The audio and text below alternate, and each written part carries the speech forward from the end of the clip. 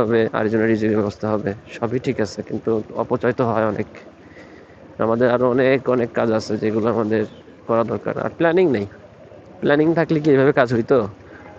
বাংলাদেশে এগুলা সম্ভব, কারোর সাথে কারো কোনো কানেকশন নাই, যে যার মতো করে ডেভেলপমেন্ট করে।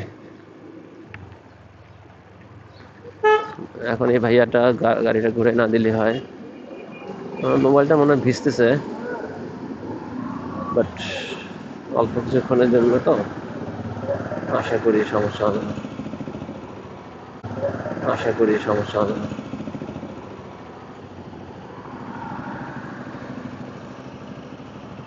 ও, একটা ভালো একটা রেইনকোট কেনা দরকার।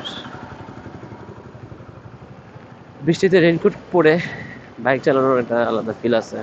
যারা বৃষ্টিতে রাইড করেন এবং ভালো মানের রেইনকোট পরে রাইড করেন, তারা এটা ভালো জানেন। ভিতরে না ভিজলেই ভালো আর কি, ভিজে গেলে তো ভিজেই গেলাম, তাহলে আর বাইক রাইডের মজাটা নাই। অনেক সময় ভিজে রাইড করতে ভালো লাগে, সেটা